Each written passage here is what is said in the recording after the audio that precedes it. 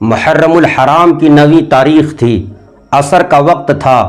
امام عالی مقام امام حسین رضی اللہ تعالی عنہ ٹیک لگا کر سو رہے تھے۔ اتنے میں آپ نے خواب دیکھا، نانا جان سے ملاقات ہو گئی۔ نانا جان کہنے لگے، اے میرے نواسے حسین، ان قریب تو مجھ سے ملنے والا ہے، ان قریب تو مجھ سے ملاقات کرے گا۔ یہ خواب دیکھ ہی رہے تھے، اتنے میں چیمی گوئیاں کی آواز آئی، شور و غل کی آواز آئی۔ امام حسین رضی اللہ تعالی عنہ کی نیند کھل گئی۔ آپ نے اپنے بھائی عباس علم بردار سے کہا، اے عباس، جا کر دیکھو کیسے شور و غل کی آواز آ رہی ہے۔ عباس علم بردار گئے، جا کر دیکھا یزیدیوں نے حملہ بول دیا ہے، جنگ کا نقارہ بجا دیا اور وہ یہ چاہتا ہے کہ لڑائی کرے۔ عباس علم بردار واپس لوٹ کر آئے، آ کر امام عالی مقام امام حسین رضی اللہ تعالی عنہ سے کہا، بھائی جان، یزیدی لڑائی کے لیے تیار ہیں، وہ جنگ کے لیے آمادہ ہو رہے ہیں، ہمارے خیمے کی طرف بڑھتے چلے آ رہے ہیں۔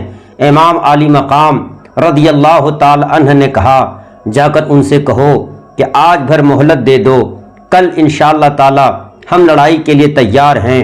امام عالی مقام کے کہنے پر عباس علم بردار گئے، جا کر کہا کہ آج مہلت دو۔ امام عالی مقام عباس علم بردار 72 نفوس قدسیہ کو اجازت مل گئی، مہلت مل گئی۔ امام عالی مقام اور ان کے گھر والوں نے رات بھر عبادتیں کی، رات بھر قرآن کی تلاوتیں کی، رات بھر سجدے کیے، اللہ تبارک و تعالیٰ کی عبادتوں میں مصروف رہے۔ عاشورہ کی رات ختم ہوئی اور 10ویں محرم کی قیامت نما صبح نمودار ہوئی۔ حضرت امام علی جدہ و علیہ السلام نے اہل بیت و اپنے تمام ساتھیوں کے ہمراہ فجر کی نماز نہایت ہی خشوع و خضوع کے ساتھ ادا فرمائی۔ پیشانیوں نے سجدے میں خوب مزے لیے اور زبانوں نے تسبیح و قرأت کے خوب لطف اٹھائے۔ اب 10ویں محرم کا سورج عنقریب نکلنے والا ہے۔ حضرت امام، ان کے اہل بیت، تمام ساتھی 3 دن کے بھوکے، 3 دن کے پیاسے ہیں۔ ایک لقمہ کسی کے حلق سے نیچے نہیں اترا اور نہ ایک قطرہ پانی کسی کو میسر آیا۔ ایسے لوگوں پر ظلم و جفا کے پہاڑ توڑنے کے لیے 22,000 کا تازہ دم لشکر موجود ہے۔ جنگ کا نقارہ بج گیا۔ آقا دو عالم صلی اللہ علیہ وسلم کے لال اور علی و فاطمہ کے نونہال کو مہمان بنا کر بلانے والی قوم نے جانوں پر کھیلنے کی دعوت دی۔ حضرت امام میدان کاروزار میں تشریف لے گئے اور ایک تقریر فرمائی۔ حمد و صلات کے بعد آپ نے فرمایا، اے لوگو، میرے نسب پر غور کرو، میں کون ہوں؟ پھر اپنے گریبانوں میں منہ ڈال کر سوچو، تمہارے لیے کیا میرا خون بہانا جائز ہے؟ کیا میں تمہارے نبی کا نواسہ نہیں ہوں؟ کیا میں ان کے چچا زاد بھائی علی کا فرزند نہیں ہوں جو 8-10 سال کی عمر میں ایمان لائے؟ کیا سید الشہداء حضرت امیر حمزہ رضی اللہ تعالی عنہ میرے باپ کے چچا اور جعفر طیار خود میرے ہی چچا نہیں تھے؟ کیا تم میں سے کسی نے یہ نہیں سنا کہ رسول اکرم صلی اللہ علیہ وسلم میرے اور میرے بھائی کے بارے میں فرمایا کرتے تھے کہ یہ دونوں جنتی نوجوانوں کے سردار ہیں؟ اگر تم میری بات کو سچ سمجھتے ہو، اور حقیقت میں سچ ہی ہے، اس لیے کہ میں جھوٹ نہیں بولتا، اگر تم میری بات جھوٹی سمجھتے ہو تو اب بھی اسلامی دنیا میں جابر بن عبداللہ انصاری، ابو سعید خدری، حضرت انس بن مالک وغیرہ موجود ہیں، ان سے پوچھ لو، کیا یہ حدیث تمہارے لیے میرا خون بہانے سے روکنے کے لیے کافی نہیں ہے؟ یہ خطبہ ابھی امام علی مقام دے ہی رہے تھے۔ شمر بدبخت نے آپ کی تقریر میں مداخلت کی، بدتمیزی کی اور کہا، اے امام، آپ خطبہ بند کریں، یا تو یزید کی بیعت کو قبول کریں، یا تو پھر یزید کے ہاتھ پہ ہاتھ رکھیں، یا پھر لڑنے کے لیے تیار ہو جائیں۔ امام عالی مقام نے کہا، نادان یزیدیو، کیا تم مجھے بلا کر ایسا کرو گے؟ یزیدیوں نے انکار کیا، ہم نے آپ کو نہیں بلایا ہے۔ امام عالی مقام نے خطوط دکھائے، سارے لوگوں نے انکار کر دیا، ہم نے کوئی خط آپ کو نہیں بھیجے، ہم نے کوئی بلاوا آپ کو نہیں دیا، آپ اپنی طبیعت سے آئے ہیں۔ دو ہی مطالبات ہیں، یا تو یزید کے ہاتھ پہ ہاتھ رکھیے یا پھر لڑنے کے لیے تیار ہو جائیے۔ امام حسین رضی اللہ تعالی عنہ نے جب یہ سنا، حر بھی یزید کی طرف سے تھا، حر ہی نے تو امام علی مقام کو مقام کربلا میں روکا تھا۔ حر نے یزیدیوں سے کہا، اے یزیدیو کیا تم اس سے لڑو گے؟ اے یزیدیو کیا تم نواسۂ رسول سے جنگ کرو گے؟ اے یزیدیو کیا تم علی کے شہزادے کے ساتھ تلوار بازیاں کرو گے؟ اے یزیدیو کیا تم نہیں جان رہے ہو یہ نواسۂ رسول ہیں؟ کیا نہیں جان رہے ہو یہ نبی پاک صلی اللہ علیہ وسلم سے ہم تمام لوگوں میں سب سے قریبی رشتہ رکھتا ہے؟ اور حر کے پیر کانپنے لگے، حر تھر تھر کانپنے لگا، حر کا جسم میں کپکپی طاری ہو گئی۔ مہاجر بن اوس اسے دیکھ رہا تھا، اس نے کہا، اے حر آپ کی یہ حالت کیا ہے؟ تم نے یہ کیا حالت بنا رکھی ہے؟ جب کوفہ میں کوئی پوچھتا ہے کہ سب سے زیادہ طاقتور کون ہے، سب سے زیادہ بہادر کون ہے، تو میں تمہارے سوا کسی کا نام نہیں لیتا، مگر اس وقت تمہاری عجیب حالت دیکھ رہا ہوں، آخر اس کی کیا وجہ ہے؟ حر نے کہا، یہ نواسۂ رسول سے جنگ ہے، اپنی عاقبت سے لڑائی ہے۔ میں اس وقت جنت اور دوزخ کے درمیان کھڑا ہوں، مگر میں جنت کو کسی چیز کے بدلے نہیں چھوڑوں گا، چاہے میرا جسم ٹکڑے ٹکڑے کر کے آگ میں جلا دیا جائے۔ یہ کہتے ہوئے اس نے اپنے گھوڑے کو ایڑ لگائی اور امام علی مقام کی خدمت میں پہنچ گئے۔ عرض کرنے لگے، اے فرزند رسول، اے زہرا بطول کے پھول، میری جان آپ پر قربان، میں وہی گنہگار ہوں جس نے آپ کو واپس جانے سے روکا تھا، راستے میں آپ کے ساتھ ساتھ رہا اور اس جگہ ٹھہرنے پر مجبور کیا۔ قسم ہے اس خدائے پاک کی جس کے سوا کوئی معبود نہیں ہے، جس کے سوا کوئی معبود برحق نہیں ہے، میں ہرگز نہیں سمجھتا تھا کہ آپ کی پیش کی ہوئی باتوں میں سے کسی ایک کو بھی یزیدی نہیں مانیں گے، اور نوبت یہاں تک پہنچ جائے گی۔ واللہ اگر مجھے معلوم ہوتا یہ لوگ آپ کی بات نہیں قبول کریں گے تو میں ہرگز ان کا ساتھ نہ دیتا، اب میں اپنے لیے شرمندہ ہوں، خدائے تعالیٰ کی بارگاہ میں توبہ کرتا ہوں اور اپنی جان آپ کے قدموں پہ قربان کرنے کے لیے حاضر ہوں، کیا اس طرح میری توبہ قبول ہو جائے گی؟ امام علی مقام نے حر کو زمین سے اٹھایا ہے، سینے سے لگایا ہے، اور امام علی مقام تو رحمت للعالمین کے نواسے تھے۔ آقا کریم صلی اللہ علیہ وسلم بڑے بڑے کھاتی پاپیوں کو معاف فرما دیا کرتے تھے، بڑے بڑے مجرموں کو رحمت للعالمین رحمت کا سایہ سے ڈھانپ لیا کرتے تھے۔ اسی رحمت للعالمین کے نواسے ہیں امام علی مقام، اسی رحمت للعالمین کے نواسے ہیں امام حسین رضی اللہ تعالی عنہ۔ فوراً امام حسین نے حر کو گلے سے لگایا اور کہا، اے حر، تیرے والدین نے، تیرے گھر والوں نے تیرا نام حر رکھا ہے، اور حر کا معنی آزاد کے ہوتا ہے۔ اے حر، جا، تو جہنم سے آزاد ہے اور جنت تیرا ٹھکانہ ہے۔ اتنا کہنا تھا، حر نے پھر گھوڑے کی سواری لی اور کہا کہ اے امام، آپ مجھے اجازت دیجیے۔ کہا، کہاں جانا چاہتے ہو؟ کہا، یزیدیوں سے مقابلے کے لیے۔ امام علی مقام نے کہا، تمہیں اختیار ہے؟ کہا، نہیں، مجھے اختیار نہیں، مجھے اجازت دیجیے، میں جانا چاہتا ہوں۔ امام علی مقام نے اجازت دے دی۔ حر بڑھتا چلا گیا، شوق محبت میں حر چلا گیا اور جا کر کے کوفیوں کو للکارا، اے کوفیوں، کیا تم امام سے لڑائی کرو گے؟ کیا امام حسین کی 3 باتوں میں سے کوئی تمہیں منظور نہیں ہے؟ یزیدی، پیسے، روپیے کے حرص و حوث، دنیا ان کے دل میں بیٹھ چکی تھی۔ وہ بھلا کیا جانتا کہ حسین کیا ہے، وہ بھلا کیا جانتا حسین کی محبت کیا ہے، وہ بھلا کیا جانتا نبی کے نواسے کی عظمت کیا ہے، وہ بھلا کیا جانتا نبی پاک صلی اللہ علیہ وسلم کی محبت کیا ہے۔ حر کے ان باتوں کا کوفیوں کے پاس کوئی جواب نہیں تھا، کیونکہ یزیدی کوفی جانتے تھے کہ واقعی امام حسین رضی اللہ تعالی عنہ نواسۂ رسول ہیں، واقعی امام حسین سچے ہیں، واقعی امام حسین امین و صادق ہیں۔ حر نے یہ خطبہ دیا، یزیدیوں کی طرف سے کوئی جواب نہیں ملا۔ حر واپس لوٹ کر آیا۔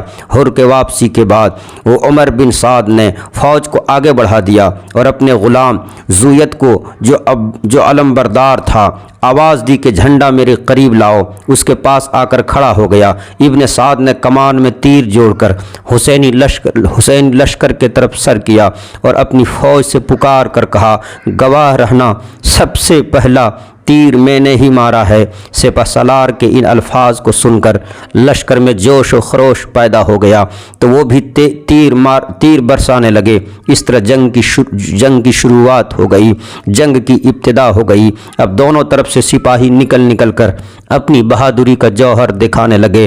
ایک طرف اہل بیت اطہار ہیں، ایک طرف عباس علمبردار ہے، ایک طرف قاسم کی جبانی ہے، ایک طرف حر ہے۔ کئی لوگوں کی شہادت کے بعد حر بھی میدان جنگ میں گیا، حر نے بھی شہادت کا جام نوش کیا، اور بھی کئی شہداء میدان کربلا میں شہادت کا جام نوش کر چکے۔ اب ہاشمی خاندان کے ایک مہکتے ہوئے پھول حضرت قاسم رضی اللہ تعالی عنہ، نام آپ نے سنا ہوگا، جو حضرت حسن مجتبیٰ رضی اللہ تعالی عنہ کے فرزند ہیں۔ ان کی عمر 19 سال ہے۔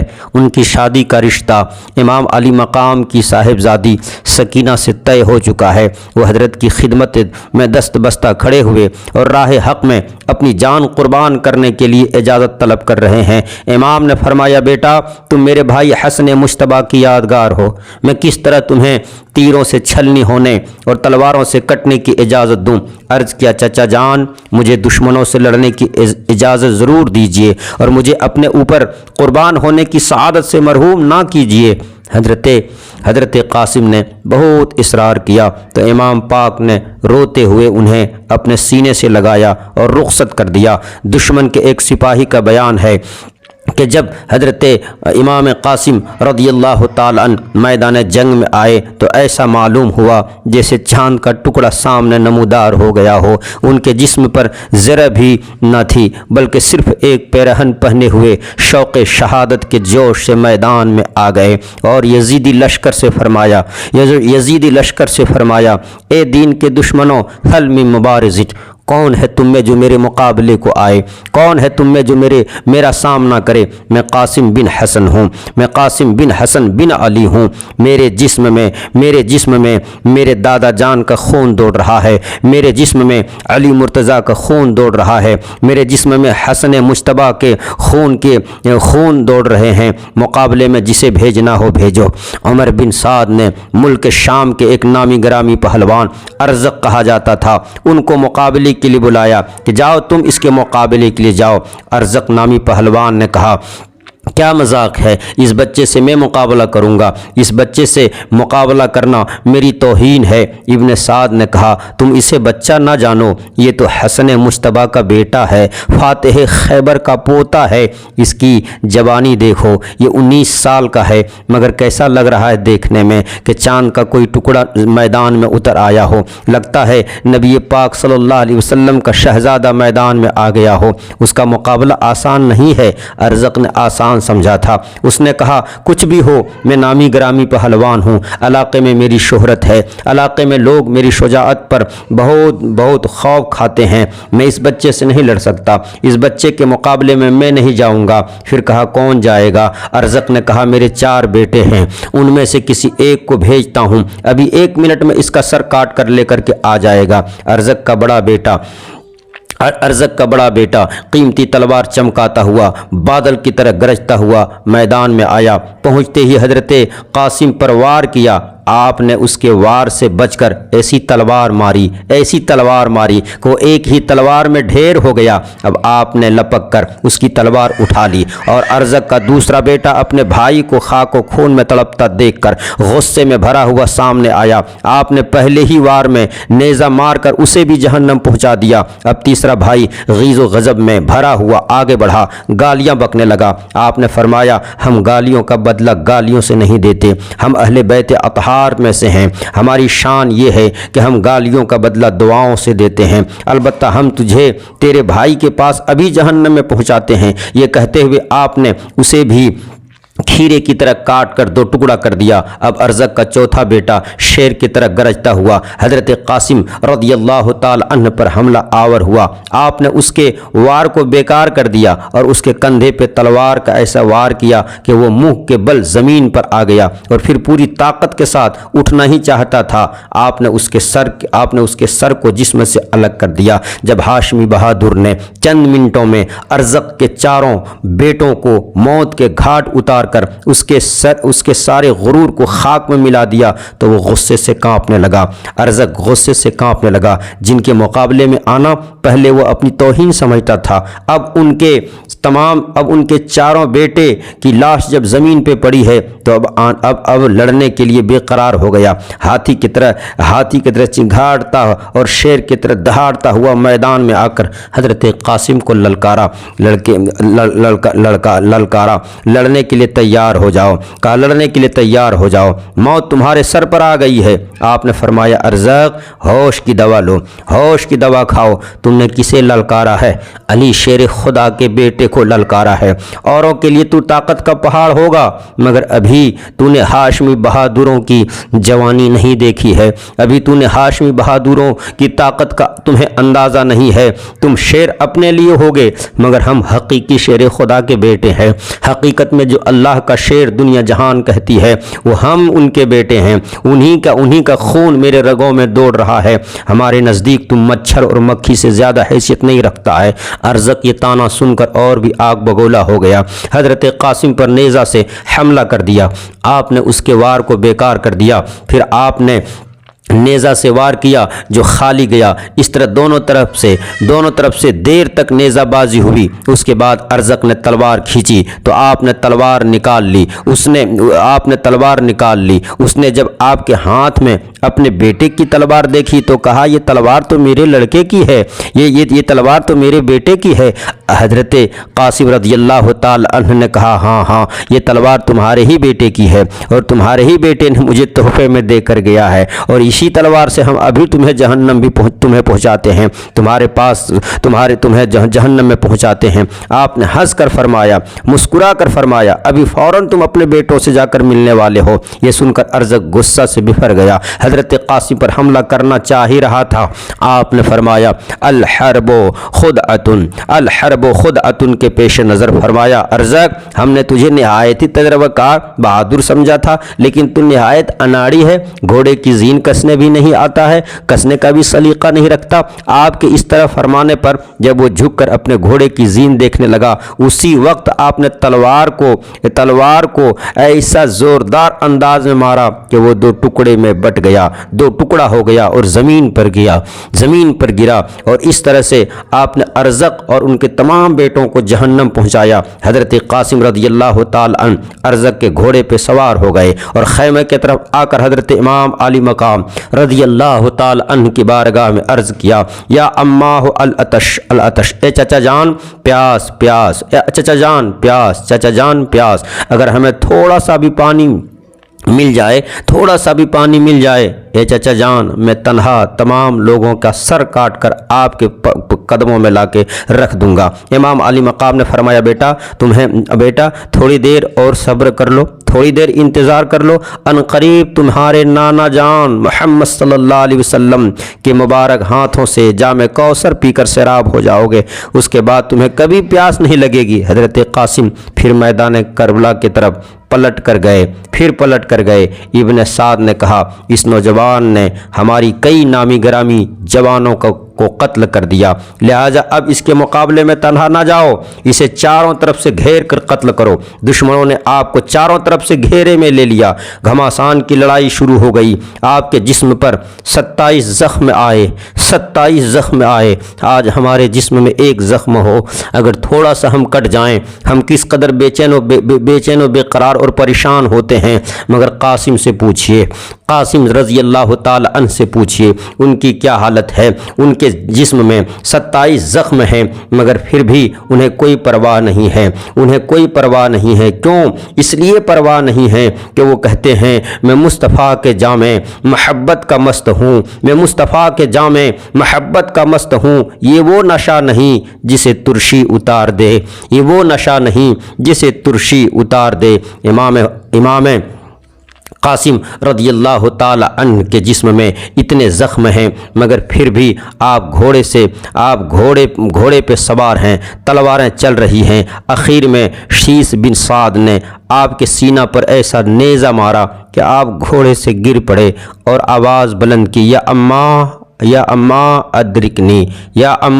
ادرکنی، پکارا اے چچا چچا جان میری خبر لیجئے، میری خبرگیری فرمائیے۔ امام عالی مقام اپنے بھتیجے کے دردناک آواز سن کر دوڑ پڑے۔ دیکھا کہ جسم نازنین زخموں سے چور ہے۔ آپ نے ان کے سر کو گود میں لے لیا، چہرہ انور کی گرد و غبار صاف کرنے لگے۔ اتنے میں حضرت قاسم رضی اللہ تعالی عنہ نے آنکھیں کھول دیں اور اپنا سر امام مبارک کے گود میں پا کر مسکرائے۔ پھر آپ کی روح پرواز کر گئی۔ انا للہ و انا الیہ راجعون۔ حضرت قاسم رضی اللہ تعالی عنہ کی شہادت کے بعد حضرت عباس علمبردار اب وہ وقت آ گیا کہ امام عالی مقام کے عباس علمبردار رضی اللہ تعالی عنہ حضرت عباس بن علی رضی اللہ تعالی عنہما امام پاک سے میدان میں جانے کی اجازت طلب کر رہے ہیں۔ عرض کرتے ہیں کہ بھائی جان، سارے بھائی بھتیجے اور بھانجے تو بھوکے پیاسے جام شہادت نوش کر لیے، مگر اب ننھے شیر خار علی اصغر کا تڑپتا ہوا میں نہیں دیکھ سکتا۔ پیاس سے تڑپنا، ان کا بلکنا مجھ سے دیکھا نہیں جاتا۔ مجھے اجازت دیجئے میں جا کر نہر فرات سے ایک مشکیزہ پانی لاؤں اور ان پیاسوں کو پلاؤں۔ حضرت کی آنکھیں اشکبار ہو گئیں۔ فرمایا، بھائی عباس، تم ہی میرے عالم بردار ہو، اگر پانی لانے میں تم شہید ہو گئے تو پھر میرا علم کون اٹھائے گا؟ میرے زخم دل پر مرہم کون لگائے گا؟ عرض کیا، میری جان آپ پر قربان، مجھے پانی لانے کی اجازت دیجیے اور ضرور اجازت دیجیے۔ اب ننھے بچوں کے پیاس کی تکلیف میری قوت برداشت سے باہر ہے۔ بس آخری تمنا یہی ہے کہ ساقی کوثر کے جگر پاروں کو چند گھونٹ پانی پلا کر میں بھی اپنے بھائیوں کے پاس پہنچ جاؤں۔ حضرت امام عالی مقام نے عباس علمبردار کی طرف دیکھا اور جب بہت زیادہ اسرار بڑھ گیا تو آپ رضی اللہ تعالی عنہ نے عباس علمبردار کو سینے سے لگایا، اشکبار آنکھوں کے ساتھ ان کو اجازت دے دی۔ وہ ایک مشکیزہ کاندھے پر لٹکا کر گھوڑے پہ سوار ہوئے اور نہر فرات کی طرف روانہ ہوئے۔ دنیا کون جانتا تھا کہ جو عباس علمبردار گھوڑے پہ سوار ہو کر نہر فرات کی طرف جا رہے ہیں، یہ لوٹ کر آئیں گے کہ نہیں آئیں گے۔ یزیدی فوج نے جب حضرت عباس علمبردار کو فرات کی طرف آتا ہوا دیکھا، روک دیا۔ آپ نے فرمایا، اے کوفیو، خدا تعالیٰ سے ڈرو اور نبی پاک صلی اللہ علیہ وسلم سے شرم فرماؤ۔ شرم کرو شرماؤ، شرم کرو۔ افسوس، صد افسوس، تم لوگوں نے بے شمار خطوط بھیج کر نواز رسول کو بلایا، جب وہ سفر کی مشقتیں اٹھا کر تمہاری زمین پہ جلوہ افروز ہوئے تو تم نے ان کے ساتھ چھوڑ دیا، تم نے ان کے ساتھ بے وفائی کی، دشمنوں سے مل کر ان کے تمام رفقا اور عزیز و اقارب کو شہید کر دیا، چھوٹے چھوٹے بچوں کو ایک ایک بوند پانی کے لیے ترسا رہے ہو۔ سوچو، قیامت کے دن ان کے نانا جان محمد رسول اللہ صلی اللہ علیہ وسلم کو کیا منہ دکھاؤ گے؟ کوفیوں نے جواب دیا، یزیدیوں نے جواب دیا، کوفیوں نے جواب دیا کہ اگر ساری دنیا پانی ہو جائے تب بھی ہم ایک بوند بھی، ایک قطرہ بھی تمہیں نہیں دیں گے جب تک کہ حسین یزید کی بیعت نہ کر لیں۔ ظالموں کا یہ جواب سن کر آپ کو جلال آ گیا۔ فرمایا، حسین سر کٹا سکتے ہیں لیکن باطل کے سامنے جھکا نہیں سکتے۔ مرد حق باطل سے ہرگز خوف کھا سکتا نہیں، مرد حق باطل سے ہرگز خوف کھا سکتا نہیں۔ سر کٹا سکتا ہے لیکن سر جھکا سکتا نہیں۔ پھر حضرت عباس علمبردار شیر کی طرح ان پر جھپٹ پڑے اور تلوار آبدار دھواں دھار چلانے لگے، یہاں تک کہ بہت سے دشمنوں کو موت کی نیند سلائے۔ فرات کے قریب پہنچ گئے۔ پانی کے کنارے والے فوج نے جب آپ کو دیکھا تو آہنی دیوار بن گئی، مگر شیر خدا کا شیر اللہ اللہ، ان کے بازو کے طاقت کا اندازہ کون لگا سکتا ہے؟ شیر مارتے کاٹتے دشمنوں کے صفوں کو چیرتے پھاڑتے آگے بڑھے، گھوڑے کو فرات میں داخل کر دیا، مشکیزہ بھرا اور ایک چلو ہاتھ میں پانی لے کر پینا چاہ رہے تھے۔ ننھے بچوں کے پیاس کا خیال آیا، تڑپنا بلکنا یاد آ گیا تو آپ کی غیرت ایمانی نے یہ گوارا نہ کیا کہ ساقی کوثر کے دلارے علی فاطمہ کے جگر پارے تو پیاس سے تڑپیں اور ہم سیراب ہو جائیں۔ آپ نے چلو کا پانی ڈال دیا اور بھرا ہوا مشکیزہ بائیں کندھے پر لٹکائے ہوئے نکل پڑے۔ چاروں طرف سے شور ہوا، راستہ روک دو، راستہ روک لو، مشکیزہ چھین لو، پانی بہا دو۔ اگر حسین کے خیمے تک پانی پہنچ گیا تو پھر ہمارا ایک سپاہی نہیں بچے گا، ایک کا بھی بچنا مشکل ہے۔ سب کی عورتیں بیوہ ہو جائیں گی، سارے کے سارے بچے یتیم ہو جائیں گے۔ اور حضرت عباس علمبردار اس کوشش میں رہے کہ کسی طرح اہل بیت نبوت کے پیاسوں تک یہ پانی پہنچ جائے۔ جب دشمنوں نے آپ کو چاروں طرف سے گھیر لیا تو آپ نے شیر کی طرح حملہ کرنا شروع کر دیا۔ لاشوں پر لاش گرنے لگیں اور خون کی نالی بہنے لگی۔ شیر خدا کے شیر نے ثابت کر دیا، میرے بازوؤں میں قوت حیدری اور رگوں میں خون علی ہے۔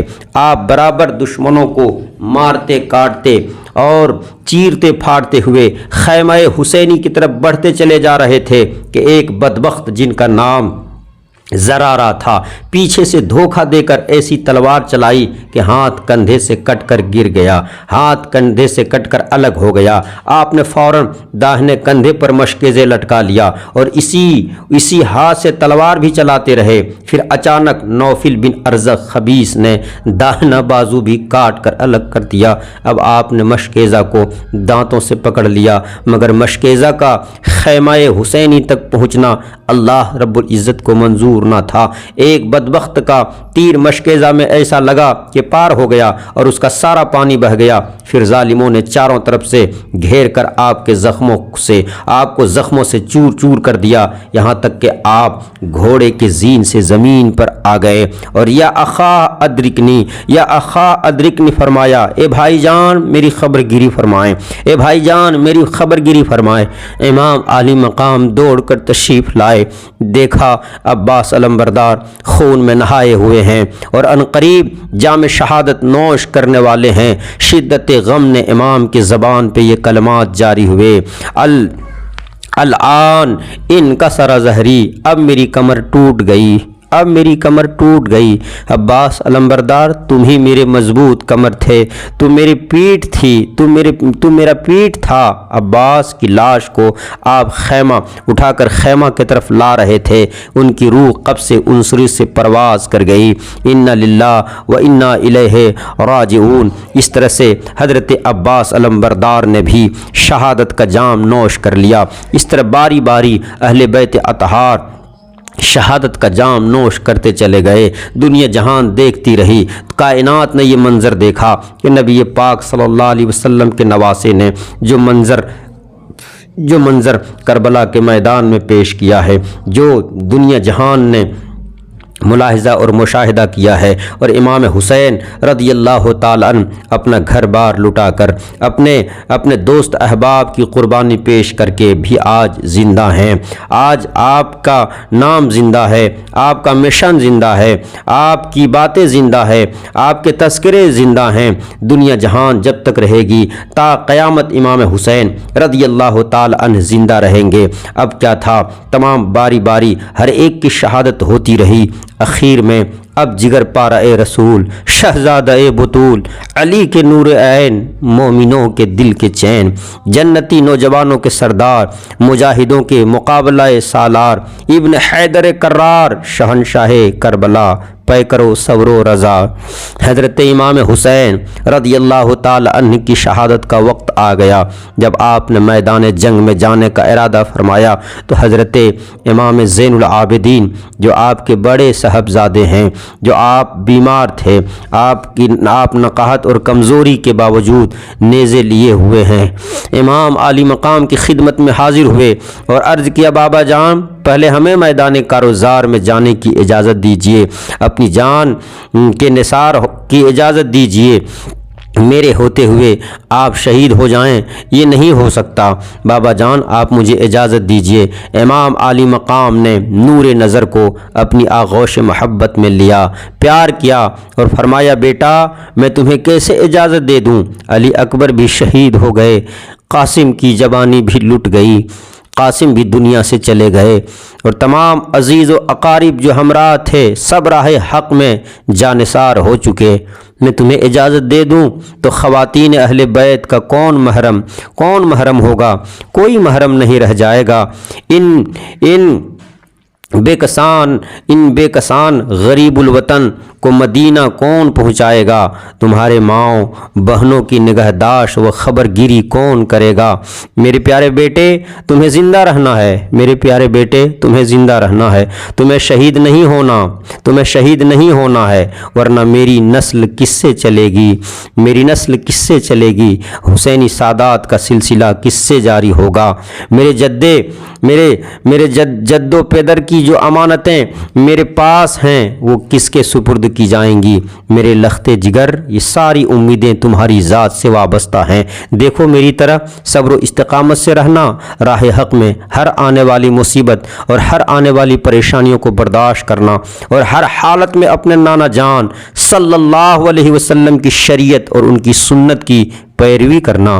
سبحان اللہ، کتنی بڑی ذمہ داری ایک باپ اپنے بیٹے کو دے رہا ہے کہ بیٹا ہزار مصیبتیں آ جائے، کتنوں پریشانیوں میں گھر جانا، مگر نانا جان کی شریعت کا دامن نہیں چھوڑنا، حضور کے سنت کی پیروی کرنے سے کبھی باز مت آنا۔ آج ہم ہیں تھوڑی سی پریشانیوں میں گھر جاتے ہیں، ہمارے بچے اگر انتقال کر جائے، خواہ وہ طبعی موت ہی کیوں نہ مرے، ہم کس قدر شکوہ گلا کرتے ہیں، ہم صبر و تحمل کا دامن سے کوسوں دور ہو جاتے ہیں۔ صبر دیکھنا ہے کربلا میں، دیکھیے امام علی مقام کے سامنے ظلم کے پہاڑ توڑے گئے، مگر کیسا صبر کے پہاڑ بن کر امام علی مقام نے دنیا کو دکھایا۔ اپنے بیٹے کو بھی آپ تاکید کر رہے ہیں کہ بیٹا کبھی بھی سنت کو ترک مت کرنا، اور اے میرے بیٹے سنو میرے بات، تم ہی میرے جانشین ہو، تمہیں میدان کاروزار میں جانے کی اجازت نہیں۔ پھر امام علی مقام نے ان کو تمام ذمہ داریوں کا حامل کیا، اپنی دستار مبارک اتار کر ان کے سر پر رکھ دی اور انہیں بستر علالت پر لٹا دیا۔ اب امام پاک اپنے خیمے میں تشریف لائے، صندوق کھولا، قبائے میسری زیب تن فرمائی، تبرکات میں سے اپنے نانا جان صلی اللہ تعالی علیہ وسلم کا امامہ مبارک سر پر باندھا، سید الشہداء حضرت امیر حمزہ رضی اللہ تعالی عنہ کی ڈھال پشت پر رکھی، شیر خدا کی تلوار ذوالفقار حیدری گلے میں حمائل کی، جعفر طیار کا نیزہ ہاتھ میں لیا، اس طرح تاجدار کربلا پے کرے صبر و رضا سب کچھ راہ حق میں قربان کرنے کے بعد اب اپنی جان نذر کرنے کے لیے تیار ہو گئے۔ بیویوں نے جب اس منظر کو دیکھا تو ان کے چہروں کی رنگ اڑ گئے، آنکھوں سے موتی ٹپکنے لگے۔ حضرت زینب نے آنسو بہاتے ہوئے کہا، پیارے بھیا۔ بیویوں نے درد میں ڈوبی ہوئی آواز سے کہا، ہمارے سرتاج۔ اور حضرت سکینہ نے روتے ہوئے کہا، بابا جان کہاں جا رہے ہو؟ اس جنگل میں ہمیں کس کے سپرد کر کے جا رہے ہو؟ جو درندے ننھے علی اصغر پر رحم نہیں کھائے وہ ہمارے ساتھ کیا سلوک کریں گے؟ ہمیں کس کے سپرد کر کے جا رہے ہو؟ امام علی مقام کے آنکھوں میں آنسو آ گئے، امام علی مقام کے آنکھوں سے اشک بہنے لگے اور آپ نے فرمایا، اے میرے بہن بیٹیوں، اے میرے بیویوں، اللہ تم لوگوں کا حافظ و نگہبان ہے، اللہ تمہاری حفاظت فرمانے والا ہے۔ پھر آپ نے تمام اہل خیمہ کو صبر و شکر کی وصیت فرمائی اور سب کو اپنا آخری سلام پیش کیا، سب کو اپنا آخری دیدار دکھا کر گھوڑے پہ سوار ہو گئے۔ فاطمہ کے لاڈلے کا آخری دیدار ہے، فاطمہ کے لاڈلے کا آخری دیدار ہے، حشر کا ہنگامہ برپا ہے، میان اہل بیت حشر کا ہنگامہ بپا ہے، میان اہل بیت۔ امام علی مقام رضی اللہ تعالی عنہ میدان کاروزار میں گئے، امام نے تقریر فرمائی، زہرا کے فرزند نے ایک شاندار تقریر، اور اسی تقریر کو جسے بار بار آپ نے میدان کرب و بلا میں دیا تھا پھر دہرایا، میں حسین بن علی ہوں، میں علی مرتضیٰ کا علی مرتضیٰ کا بیٹا ہوں، میں علی شیر خدا کا بیٹا ہوں اور نواسۂ رسول ہوں، فاطمہ زہرا کا پھول ہوں۔ اے یزیدیو، کیا میرے ان 3 باتوں میں سے کسی کو بھی قبول نہیں کر سکتے ہو؟ یزیدیوں نے کہا کوئی بات قبول نہیں، آپ میری بات قبول کیجئے، یا تو لڑنے کے لیے تیار رہیے یا پھر یزید کے ہاتھ پہ ہاتھ دے دیجئے۔ امام علی مقام نے کہا یہ کبھی نہیں ہوگا کہ ہم یزید کے ہاتھ پہ ہاتھ دیں، یہ مجھ سے کبھی نہیں ہو سکتا، کیونکہ یزید کا سمرتھن کرنے کا مطلب یہ ہے شرابی کا سمرتھن کرنا، یزید کے ہاتھ پہ ہاتھ دینے کا مطلب یہ ہے فاسق و فاجر کے ہاتھ پر ہاتھ دینا، یزید کا سپورٹ کرنے کا مطلب یہ ہے گنہگار کا سپورٹ کرنا، اور نانا جان کا جو میرا دین دیا ہوا ہے، امام نانا جان کے دین کی حفاظت کے لیے میں کبھی بھی یہ عمل نہیں کر سکتا۔ میں جان تو دے سکتا ہوں، گھر بار تو لٹا سکتا ہوں، اپنا کنبہ تو اللہ کے راہ میں قربان کر سکتا ہوں، مگر میں کبھی بھی یزید فاسق و فاجر کے ہاتھ پر بیعت نہیں کر سکتا، ان کے ہاتھ پر ہاتھ نہیں دے سکتا۔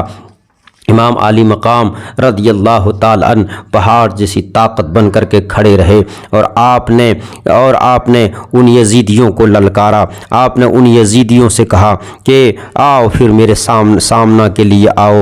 نبی پاک صلی اللہ علیہ وسلم نے جس پیشانی کو 1000 بار چوما تھا، حضور صلی اللہ علیہ وسلم نے جس نواسے کو سونگھا بھی تھا اور چوما بھی تھا، اور آپ نے کہا تھا کہ حسین کی محبت میری محبت ہے، جو حسین سے محبت کرے گا وہ مجھ سے محبت کرے گا، اور میری محبت اللہ کی محبت ہے۔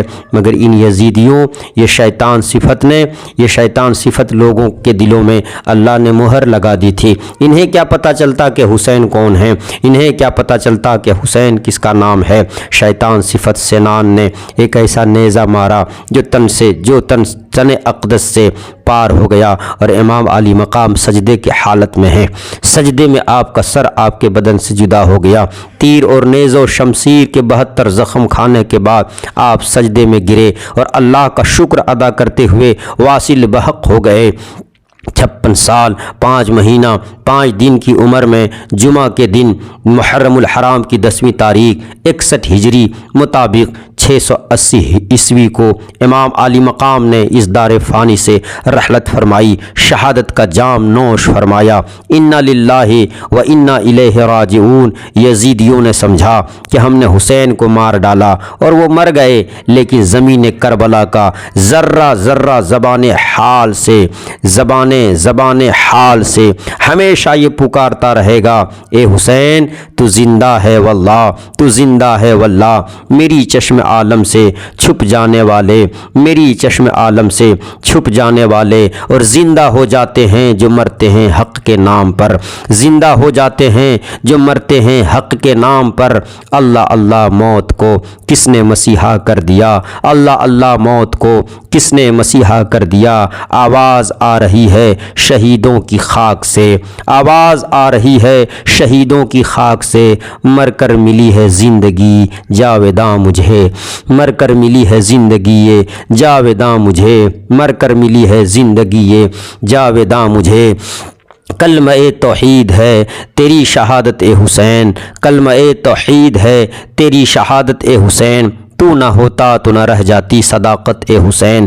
تیری قربانی نے زندہ کر دیا اسلام کو، تیری قربانی نے زندہ کر دیا اسلام کو، وہ رہے گا تا ابد تیری بدولت اے حسین، وہ رہے گا تا ابد تیری بدولت اے حسین۔ طالبان منزل امن و سکون کے واسطے، طالبان منزل امن و سکون کے واسطے، تیری قربانی ہوئی شمع ہدایت اے حسین، تیری قربانی ہوئی شمع ہدایت اے حسین۔